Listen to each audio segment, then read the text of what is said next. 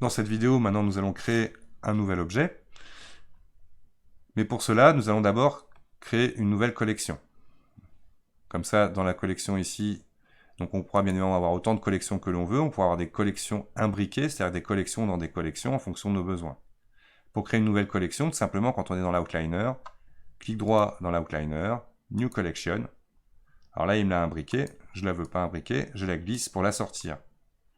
Et celle-ci, je vais l'appeler par exemple, on va l'appeler Boolean.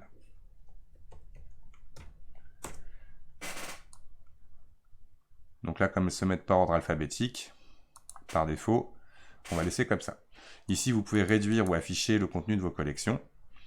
Quand vous cliquez dans le petit dossier juste à côté du Boolean, l'objet que vous allez créer va se mettre automatiquement dedans. Add, donc je fais bien attention de ne pas être en edit mode. Add mesh cube. Et là, on constate bien que mon cube est venu dans la couche Boolean. Celui-ci, je vais l'appeler porte. En gros, je vais créer mon gabarit me permettant de venir trouver mon mur avec mon gabarit. Edit mode. On peut venir comme cela complètement. Donc là, je me mets en mode face. Je sélectionne la face du haut. Et je peux choisir comme ça. Pourquoi pas avec l'échelle. La taille du gabarit qui va creuser ma géométrie. Je vais faire exprès de mettre, comme le mur, la face du dessous à 0 en Z. On peut voir ici, quand je bouge avec ma souris, il ne sait pas quelle face afficher.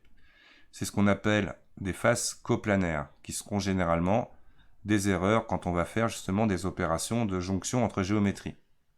Je vais la laisser, comme ça je montrerai dans la prochaine opération comment régler le problème.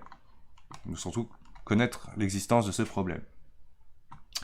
Dernière chose que je vais faire à mon objet, je vais venir dans les paramètres d'Object Properties, dans Viewport Display, et lui demander d'être affiché comme Display as Wire. Étant donné que c'est un objet que je vais utiliser pour trouver mon mur, si je le laisse afficher en Textured, option par défaut, je ne verrai pas le résultat de mon trou. Donc là, on pourra construire comme ça autant d'éléments que l'on désire pour venir creuser notre géométrie de base, ce que l'on va voir dans la prochaine vidéo.